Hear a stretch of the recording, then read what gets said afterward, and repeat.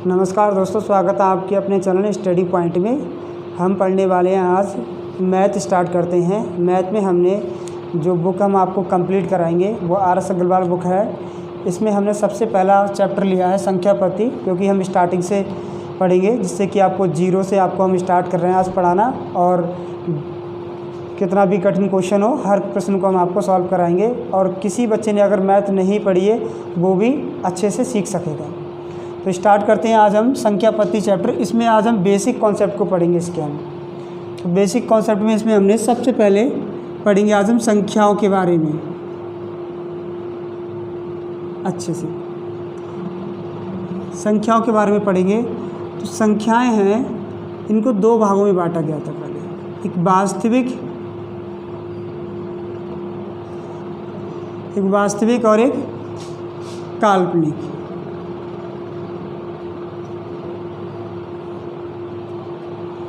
काल्पनिक संख्या वो संख्या होती हैं जो रूट में माइनस में होती हैं, जैसे √-1 या √-2 भी कह सकते हैं, या √-19 है। ये सभी संख्याएं काल्पनिक संख्याएं होती हैं। इन संख्याओं को हम आईओटा से पढ़ते हैं। आईओटा बराबर होता है √-1, या कह सकते हैं हम I बराबर √-1। और आपसे पूछ लिया था एग्ज़ाम में कभी I² का मान ज्ञात कीजिए, तो I² बराबर हो जाएगा -1।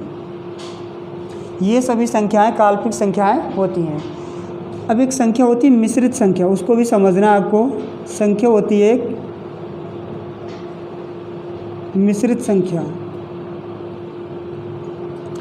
मिश्रित संख्या वो संख्या होती है जो वास्तविक और काल्पनिक संख्या दोनों से मिलकर बनती हैं।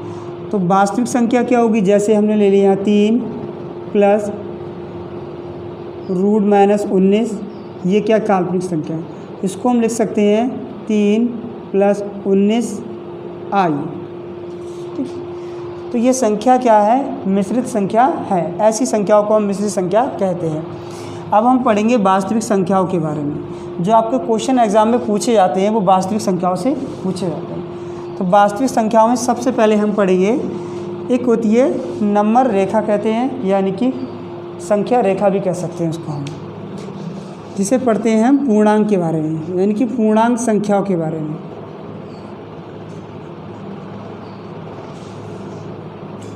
पूर्णांक संख्या क्या होती है, जिसमें पूर्ण संख्याओं के साथ प्राकृतिक संख्याओं को ऋणात्मक चिन्ह के साथ ले लिया जाता है। ऐसी संख्याएं पूर्णांक संख्याएं कहलाती हैं। जैसे हम देखते हैं, यहाँ हमने 0 लिखा, ठीक है, 1 2 3 4 सभी क्या कॉमे में है, ऐसे ही अनंत। तो ये सभी क्या पूर्ण संख्याएं हैं। इनके साथ हम प्राकृतिक संख्याओं को ऋणात्मक चिन्ह के साथ ले लें, जैसे -1, -2 हो गया, -3 हो गया, -4 हो गया, ऐसे ही अनंत तक। तो ये जो संख्याएं हैं इसे हम क्या बोलेंगे, पूर्णांक संख्या कहते हैं, या इन्हें हम संख्या रेखा भी कह सकते हैं। ठीक है, यहाँ पर जो संख्याएं हैं इन्हें बोलेंगे धनात्मक, और इन्हें बोलेंगे हम ऋणात्मक।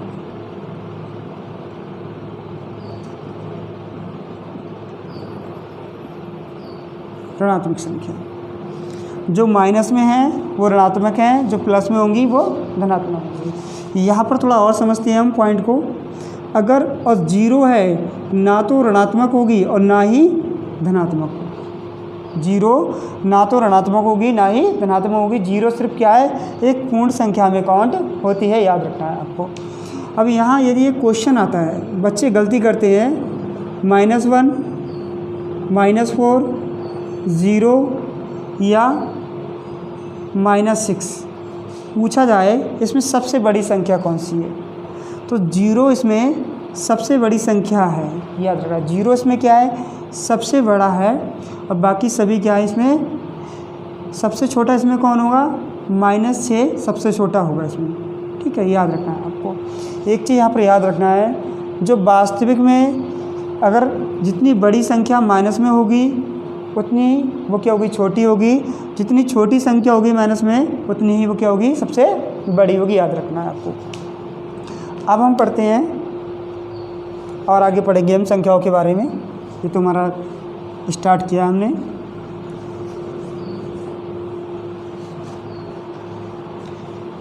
इसमें हमें सबसे पहले अपने पढ़ना है अब एक होती संख्या पूर्ण संख्याओं के बारे में। पूर्णांक के बाद हमने पूर्ण संख्या को पढ़ लिया। पूर्ण संख्या वो संख्या होती है जो 0 से स्टार्ट होती है। 0, 1, 2, 3, 4, 5, 6, 7 हैं, ऐसे ही अनंत। ये सभी संख्याएं पूर्ण संख्याएं होती हैं। अगली संख्या में पढ़ना है प्राकृतिक संख्या।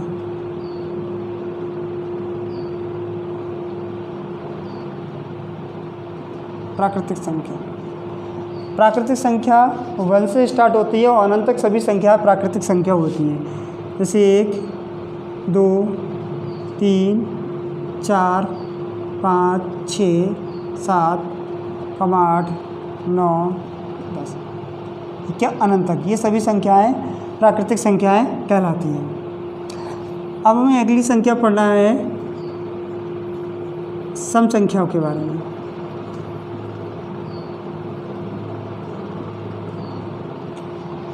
सम संख्या वो संख्या होती हैं जो 2 से पूर्णतः विभक्त हो जाती हैं, सम संख्या कहलाती हैं। पहली सम संख्या यहाँ 2, 4, 6, 8, 10 ऐसे ही अनंत। ये सभी संख्याएं सम संख्याएं होती हैं। एक चीज़ आपको यहाँ रखना है, मैं आपसे कहूँ 100 संख्याएं हैं, 100 में कितनी सम होंगी कितनी विषम होंगी, तो 50 इसमें सम होंगी और 50 इसमें क्या होंगी,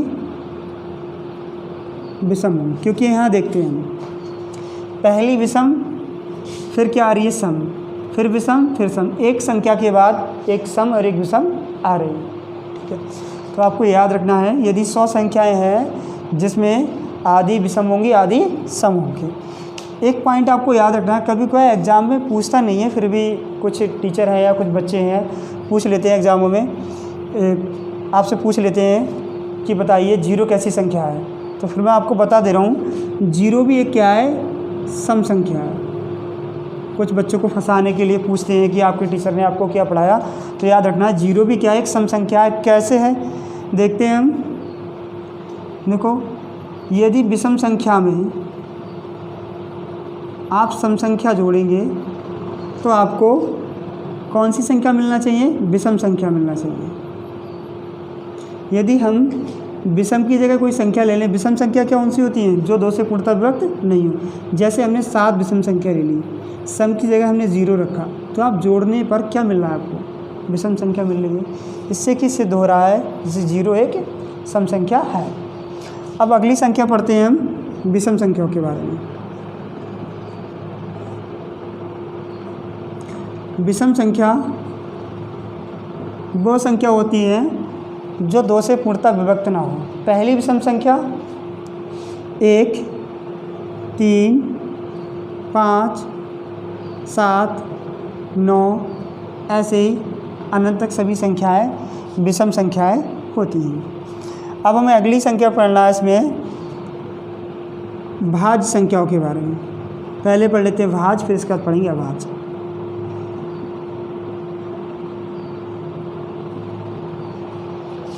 भाज्य संख्या वो संख्या होती है जो अपने आप के सिवा किसी दूसरी संख्या से पूर्णतः विभक्त हो जाए, ऐसी संख्याएं भाज्य संख्याएं कहलाती हैं। जैसे हमने देखा पहली भाज्य संख्या 4 होगी, फिर 6 होगी, 8 होगी, 9 होगी, 10 होगी, और भी देख लेते हैं हम 12 हैं। ऐसी संख्याएं भाज्य संख्याएं होती हैं। अब हमें अगली संख्या पढ़ना है अभाज्य संख्याओं के बारे में। थोड़ा रफ कर देते हैं।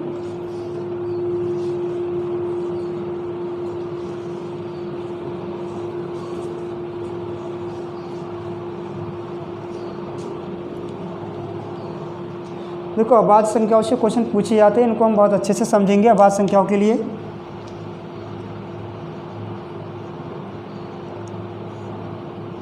अभाज्य संख्या।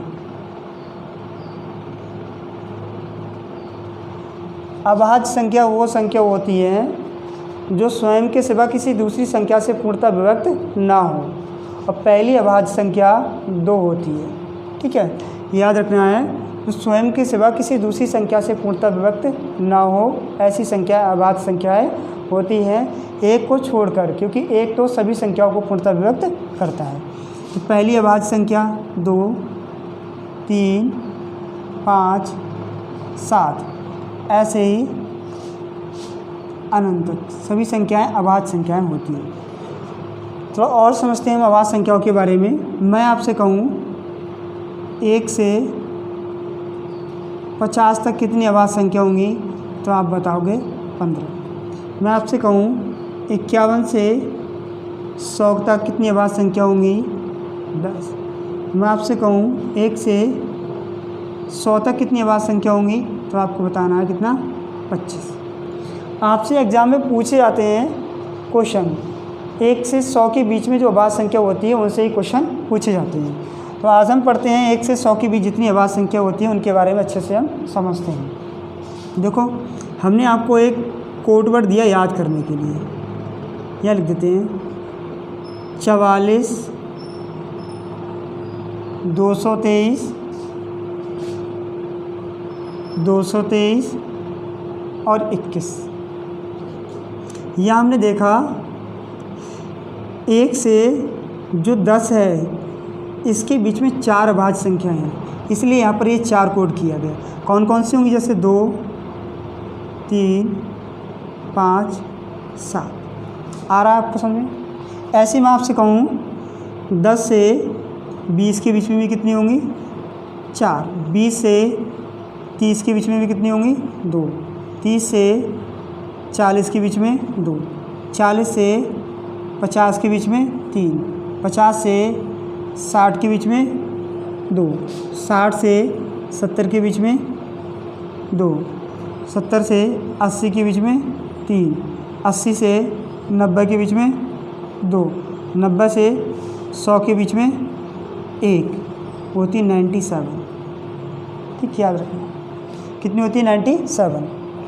बाकी आप संख्या देख सकते हो, निकाल लेना है, आपको समझना है बस खाली, मैं आपको समझा रहा हूँ। अब यहाँ आप इन अंकों का योग करोगे, ये आप इन अंकों का योग करोगे तो 1 से लेके ये 100 तक इनका योग बैठेगा 25। देखते हैं हम, 4 और 4 कितना हो गया, 8, 8 2 10, 10 2 कितना हो गया, 12, 12 3 15, 15 और 2 17, 17 2 19 और 19 और 3 कितना हो गया, 22 और 22 और 3 जोड़ा ये तो कितना हो गया, 25। तो यानी कि जो संख्या होंगी वो कितनी होंगी, 25 होंगी। क्वेश्चन एग्जाम में पूछा जाता है, यहाँ से क्वेश्चन एग्जाम में देता है, कभी कभार ऐसे देता है 40 से 70 के बीच कितनी अभाज्य संख्याएं हैं।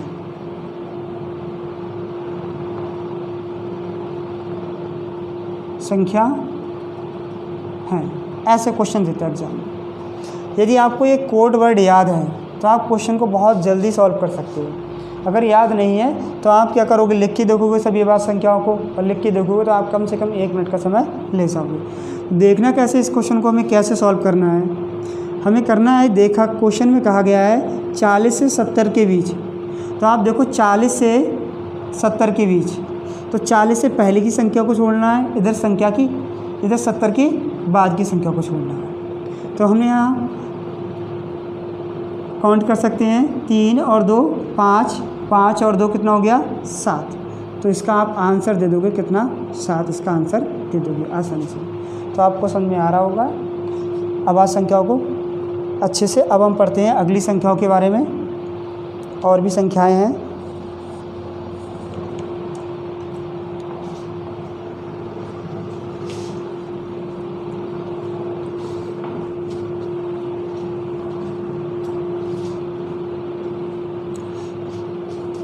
इसमें एक संख्या होती है जिन्हें हम पढ़ते हैं ट्विन प्राइम नंबर, पढ़ते हैं ट्विन प्राइम, इनको बोलते हैं हम जुड़वा अभाज्य संख्या, जुड़वा अभाज्य संख्या।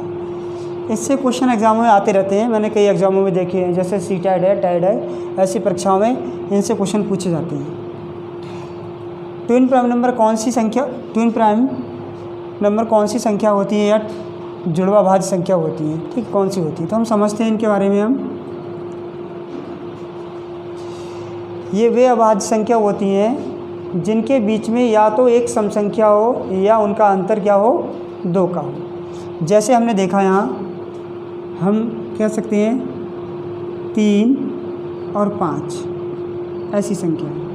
यह कह सकते हैं हम 5, 7 या 11 और 13,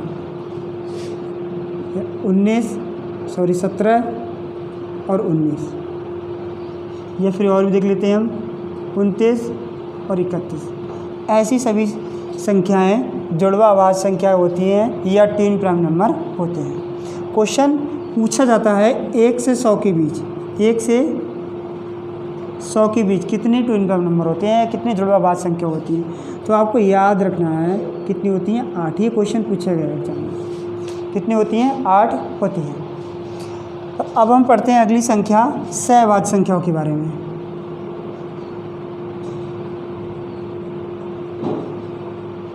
सहअभाज्य संख्याओं के बारे में। सहअभाज्य संख्या वो संख्या होती है जिनका मासा 1 होता है, जिनका मासा क्या होगा, 1 होगा। जैसे हमने देखा 5,7, यह कह सकते हैं 16,17, यह कह सकते हैं 18,19, ठीक है। तो याद रखना है ऐसी संख्याएं सहअभाज्य संख्या होती हैं। कंडीशन में आपको याद रखना है जिनका मासा क्या होगा, मासा यानी कि HCF कितना होना चाहिए, 1 होना चाहिए। ऐसी संख्याएं सहअभाज्य संख्याएं होती हैं। अब हम अगली संख्याओं के बारे में पढ़ेंगे, जैसे परिमेय संख्या है, अपरिमेय संख्या है, इनके बारे में।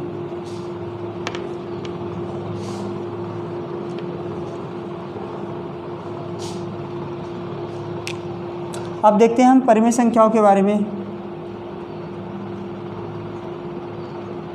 एक तरफ परिमेय संख्या लिख ली हमने।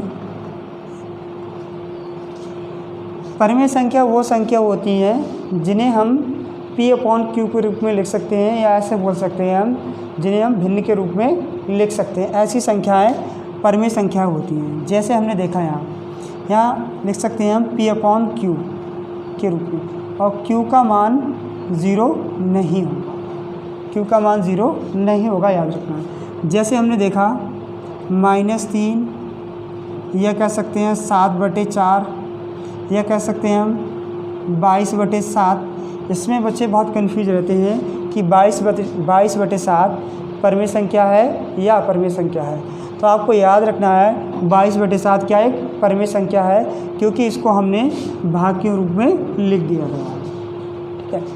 ऐसे ही हम और भी देख सकते हैं, 0 भी एक क्या है, परिमेय संख्या है। या हम आपसे ऐसे लिख दें, रूट में 16 लिख दें, ये भी क्या एक परिमेय संख्या है। या ऐसे देख लें हम, पॉइंट के बाद यदि कोई संख्या की पुनरावृत्ति हो रही है, ऐसे नंतर, ऐसी संख्या भी क्या है, परिमेय संख्याएं होती हैं। यह ऐसी संख्या पॉइंट के बाद काटे तो वो रुक जाती हैं। जैसे हमने देखा, हमने भाग किया किसी संख्या को तो 0.25 आ गए, तो ये क्या है, एक परिमेय संख्या है। या फिर पॉइंट ये आ गया, ठीक है, 264, ठीक है। तो ये भी क्या है, परिमेय संख्या है। अब हम पढ़ते हैं अपरिमेय संख्याओं के लिए।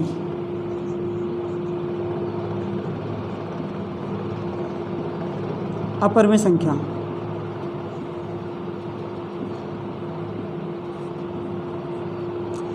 अपरिमेय संख्या वो संख्या होती हैं जिन्हें हम भिन्न के रूप में नहीं लिख सकते हैं, या कह सकते हैं जिनका ठीक से वर्गमूल या पूर्ण रूप से वर्गमूल नहीं निकाला जा सकता। ऐसी संख्याएं अपरिमेय संख्या कहलाती हैं। जैसे हमने देखा √3 या √2 या फिर माइनस में कोई संख्या दे रखी है -√7, ठीक, ये भी क्या एक अपरिमेय संख्या है, वह काल्पनिक संख्या भी है। और भी देख सकते हैं हम एक पाई, याद रखना है पाई भी क्या है, एक अपरिमेय संख्या है। या फिर पाई का मान पॉइंट में जो आता है 3.141, इस तरीके से ये भी क्या एक अपरिमेय है, याद रखना है, ठीक, क्या है अपरिमेय है। यहाँ पर यदि कोई ऐसी संख्या मिले आपको काटने के बाद पॉइंट के बाद रुके ना, यानी कटते रहे अनंत तक, पर क्या है किसी एक संख्या की पुनरावृत्ति नहीं हो रही हो, जैसे हमने देखा पॉइंट के बाद हमने 2, 4, 5, 1, 3 ऐसे 6, तो उसमें क्या है किसी एक संख्या की पुनरावृत्ति नहीं हो रही है, ऐसी संख्या भी अपरिमेय संख्याएं कहलाती हैं, याद रखना है अच्छे से, ठीक, क्या अपरिमेय संख्याएं कहलाती हैं। अब हम पढ़ते हैं, थोड़ा और समझ लेते हैं हम अपरिमेय संख्याओं के बारे में थोड़ा सा। एक संख्या होती है दशमलव भिन्न, इसके बारे में पढ़ते हैं। मिटा देते पहले इसको, हम फिर पढ़ेंगे।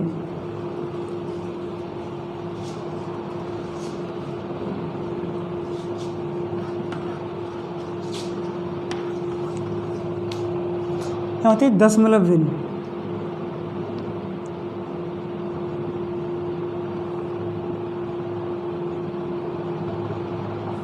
वैसे तो मैं आपसे कहूँ साधारण भिन्न के बारे में थोड़ा पढ़ लें इससे पहले।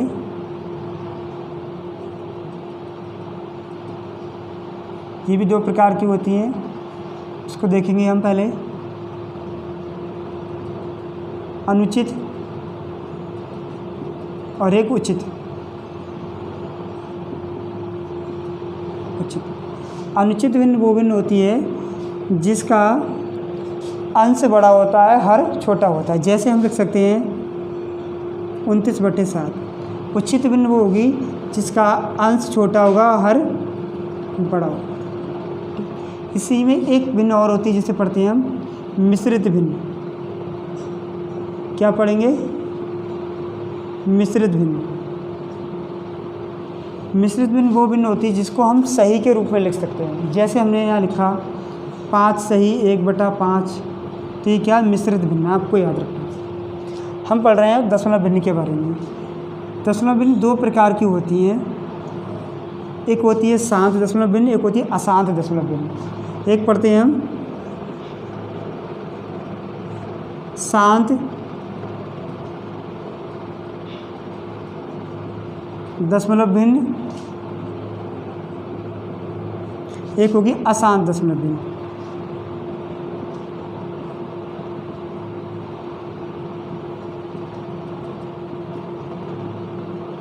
ठीक है, याद रखना है। जो अशांत दशमलव भिन्न होती है ये भी 2 प्रकार की होती हैं।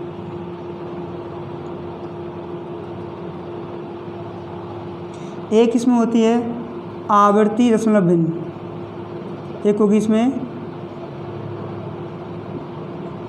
आवर्ती दशमलव भिन्न,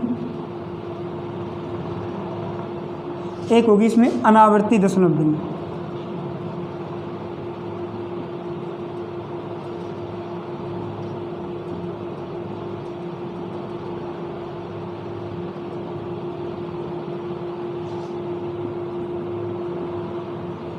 यहाँ पर समझना है आपको अच्छे से, ठीक है। तो शांत दशमलव भिन्न वो भिन्न होती है जो काटने पर पॉइंट के बाद रुक जाती हैं, जो काटने पर पॉइंट के बाद रुक जाती हैं। जैसे हमने यहाँ लिख दिया 0.25, यह लिखा हमने 0.125, यह हम लिख सकते हैं 4.26। ऐसी भिन्न क्या कहलाएंगे? शांत दशमलव भिन्न कहलाएंगी। इनको हम परिमेय संख्या में काउंट करते हैं, परिमेय संख्या कहते हैं, याद रखना है। अब हम देखते हैं अशांत दशमलव भिन्न में जो आवर्ती दशमलव भिन्न होती है। जैसे हम समझते हैं हमने यहाँ पॉइंट के बाद किसी एक संख्या की या दो संख्या या तीन संख्या की पुनरावृत्ति होती है, जैसे ऐसे 3 की पुनरावृत्ति हो रही है अनंत तक, कटती रहती हैं कहाँ तक, अनंत तक। अशांत का मतलब क्या है कि ये कट रही हैं, इन्हें रुक नहीं रही है, अनंत तक कट रही हैं, ठीक है। इसको हम ऐसे भी लिख सकते हैं, बार लगा सकते हैं, क्या लगा सकते हैं, बार लगा सकते हैं। तो ऐसी भिन्न आवर्ती दशमलव भिन्न कहलाती हैं, ठीक है। जैसे हम ऐसे भी लिख सकते हैं अनंत, ये क्या है, दशमलव आवर्ती भिन्न कहलाती है, ठीक है, याद रखना है। तो ये भी एक परिमेय संख्या होती है, याद रखना है, परिमेय संख्या होती है। अब देखते हैं अनावर्ती दशमलव भिन्न। ये ऐसी दशमलव भिन्न होती हैं जो काटने पर पॉइंट के बाद, कटती तो अनंत तक है पर किसी एक संख्या की पुनरावृत्ति नहीं होती है। जैसे हमने देखा पॉइंट के बाद 2, 6, 5, 4, 1, 3 अनंत। ऐसी दशमलव भिन्न अनावर्ती दशमलव भिन्न कहलाती हैं और ये एक अपरिमेय संख्या में काउंट होती हैं। क्या कहलाएंगी, अपरिमेय।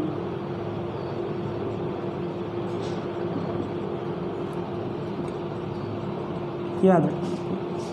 तो ये तो मैंने बता दिया आपको दशमलव भिन्न के बारे में अच्छे से। अब हम पढ़ते हैं और भी कुछ और हैं इसमें रह गई जो संख्या, उनको भी हम आज कंप्लीट कर लेते हैं। फिर अगले लेक्चर में हम क्वेश्चन को या फिर हम और इसके बेसिक कॉन्सेप्ट हैं उनके बारे में पढ़ेंगे।